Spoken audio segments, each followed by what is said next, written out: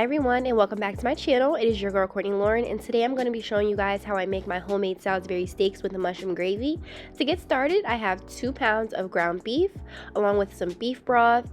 I have 1 large onion cut very small, and I have about 8 ounces of baby bella mushrooms, also known as cremini mushrooms depending on your grocery store, 1 egg, 3 crushed garlic cloves, a tablespoon of some fresh parsley, and some Worcestershire sauce.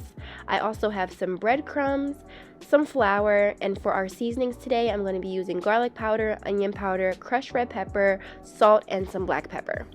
Alrighty, so first things first, I'm going to go ahead and grab myself a bowl, and I'm going to go ahead and place my 2 pounds of ground beef in my bowl. I'm going to put half of our onion. So like I said, this was 1 large onion. I'm going to put half into our ground beef and all of our fresh parsley as well.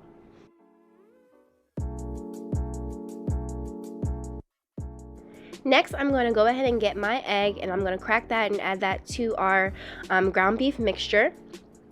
And I am also going to measure out a half of a cup of our breadcrumbs. I'm just using some just plain Jane breadcrumbs. They're not seasoned or anything. So yeah, just add your half a cup of breadcrumbs. And then next I'm going to start seasoning this up with our seasonings. I'm going to go in first with my onion powder and garlic powder.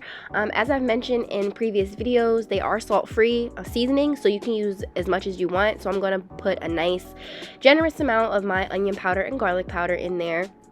Next, I am going to also be adding some crushed red pepper. I would say I use probably about a half of a teaspoon. It gives the meat a really nice kick. And then I'm also going to be seasoning this pretty generously with some black pepper and some salt as well. I'll put the measurements down below for you guys in the description box as always. And lastly, I started mixing, but I was like, oh shoot, I didn't add my Worcestershire sauce. So we definitely don't want to forget that. That is a very, very important ingredient, especially in our ground beef mixture. I'm going to go ahead and add 2 tablespoons of our Worcestershire sauce, and then I'm going to go in and start mixing up our ground beef all together.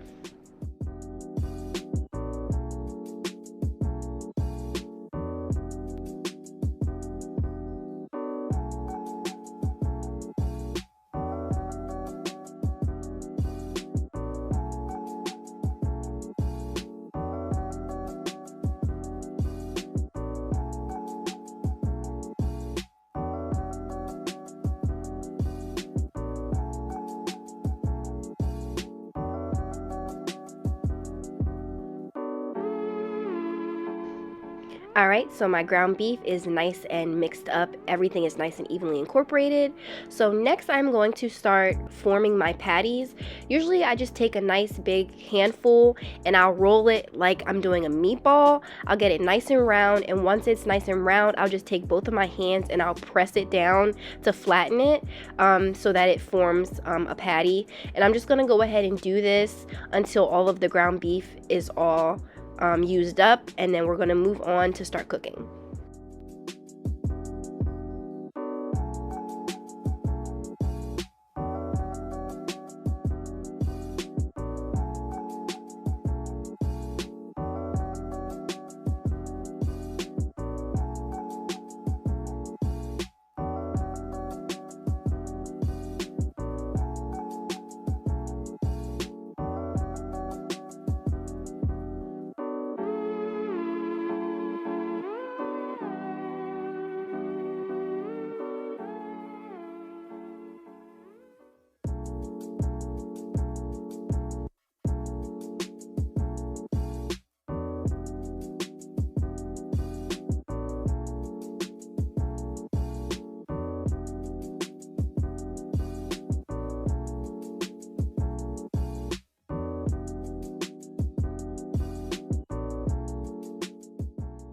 Alright, I got 8 whole patties out of this, which is really good, especially if you have a family.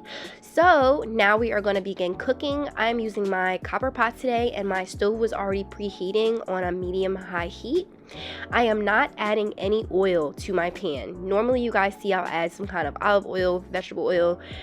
Ground beef is a little fatty, so the natural oils from the meat will start to come out as it cooks. You don't want to add any extra oil because you'll have too much oil gathering at the bottom of your pot. We're going to go ahead and cook these patties for about 4 to 5 minutes on each side. So I'll do between 4 and 5 minutes on one side, and then I'll flip it and then cook it for the exact same amount on the second side. Since I do have 8 patties, I'm going to be cooking this in batches. And you want to try and give the patties as much room in the pan as you can. You really don't want to overcrowd it too much because it will make them cook slower. So try and give them as much room as you can. As you can see, I have 5 in there just to start, and once these are done, cooked for about 4 to 5 minutes on each side, I'm going to grab myself a plate, set those on the plate, and then I'll start the last 4, and then we will move on from there.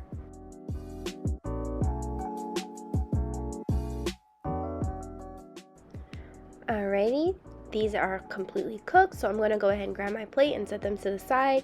As you guys see at the bottom of my pan, all of those oils from the meat did come out. So like I said, do not worry about adding any additional oil or anything. Just put your patties right into your pan completely dry, and the meat will do the rest. So next I'm going to go ahead and place my last 4 patties down, and I'm just going to do the same thing I did to the first batch to my second batch, and then we will move on to begin cooking our mushroom gravy, which is the best part of this.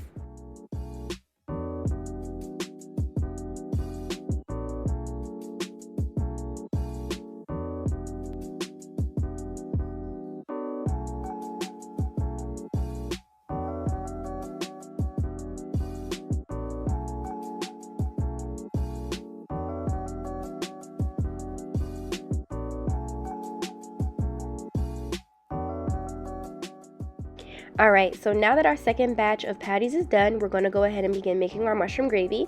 First, I'm going to go ahead and grab the rest of those onions that we have left over, and we're going to add those directly into our pan.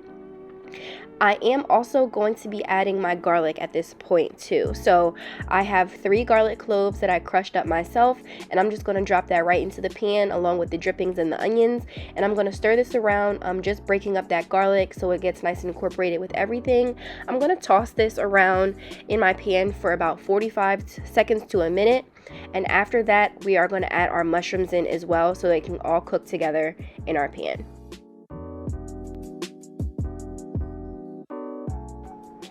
Alright, so I'm going to go ahead and grab those mushrooms, and I'm going to drop those right in as well. I did mention that I am using baby Bella mushrooms, but you guys can honestly use whatever type of mushroom that you like. I like these. I really like the texture of them and how they taste when they're cooked. And like I said, this is about 8 ounces. And I did wash and slice them up myself. Like I said, you guys can use whatever mushrooms make your heart happy, but I like these ones the best. And we're going to let this saute in our pan for about 2 to 3 minutes. You really just want those mushrooms to become a little bit soft, your onions to become translucent, and that garlic should start becoming very fragrant, and that's how you know it is time to move on. So next, now that my onions and everything and my mushrooms are nice and cooked, I'm going to add 3 tablespoons of my all-purpose flour right into the pan. We are going to toss this around with the mushrooms. It should start becoming a little bit clumpy, like you're starting to make a roux, and you're just going to let this come together in the pan for about 1 to 2 minutes, just so that you can kind of cook out that flour taste before you start moving on to the next step.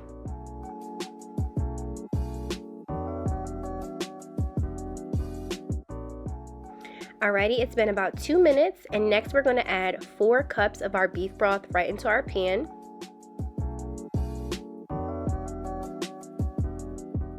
And after you add all of your broth, you really want to mix this very thoroughly. You do not want to have any clumps of flour left over. So as you can see, I'm using a spoon that has like the holes in it so that I can really get this mixed up nice and good, so I can prevent any clumps from forming in our gravy, because you definitely don't want that. So if you're using a whisk or any kind of mixing tool, just make sure you're getting that flour all out of there and nice and blended up with your beef broth.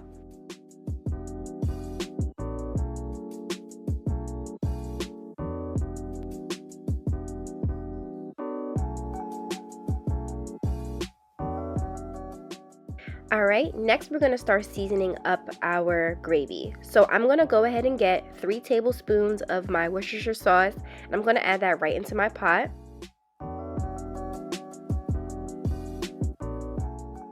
I'm also going to season this very lightly with some pepper and salt as well.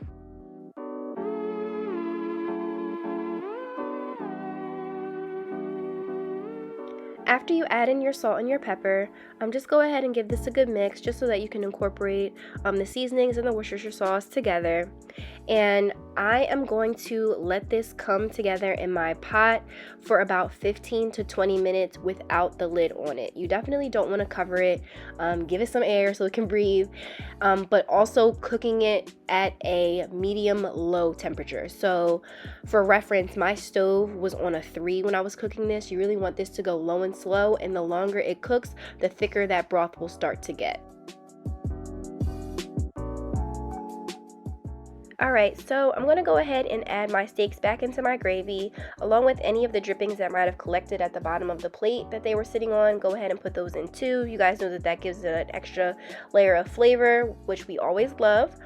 So, like I said, we are going to be cooking this at a low heat for 15 to 20 minutes. And as you cook it and as it starts to simmer, the gravy will start to thicken up on its own. And just make sure you're stirring occasionally as well during that 15 to 20 minute period.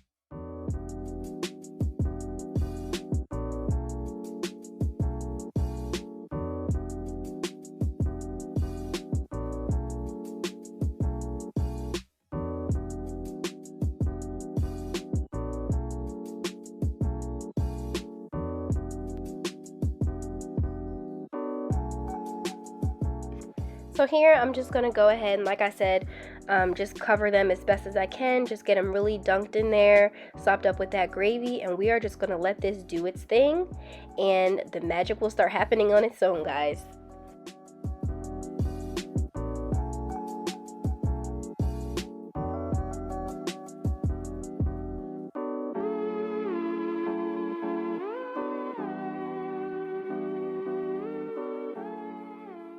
Here I'm showing you guys about halfway through our cook time, so this was about 10 minutes or so, and you can see that that gravy is already starting to thicken up, which we absolutely love. So I'm just going to go ahead and finish it for the rest of the time, and it will start to gradually thicken on its own until it's that perfect consistency that I like.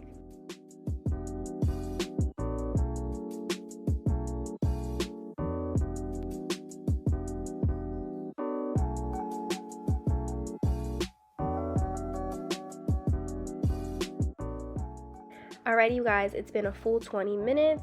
That gravy is nice and silky in the consistency that I like it. I'm showing you guys here up close. At that 20-minute mark, what I like to do is I like to just turn the stove off while still kind of keeping it on the burner, and I just like to let it naturally cool and come down in temperature on its own. As that happens, it will thicken up even more naturally, so you really shouldn't have to add any kind of thickening agents or anything other than the flour that we already added. As you can see here, I'm going to go ahead and give that a good mix just so you guys can see the consistency and the thickness of it. Normally I make mashed potatoes or rice with it, so I really like my gravy to kind of be not runny but not thick either, somewhere in between. So this is the perfect consistency that I like. So on this particular day, I did make some mashed potatoes, as you can see here, and I really hope you guys love this video. This is one of my family's favorite recipes, and I really hope you guys enjoyed it, and give me a thumbs up, and I'll see you next time. Bye.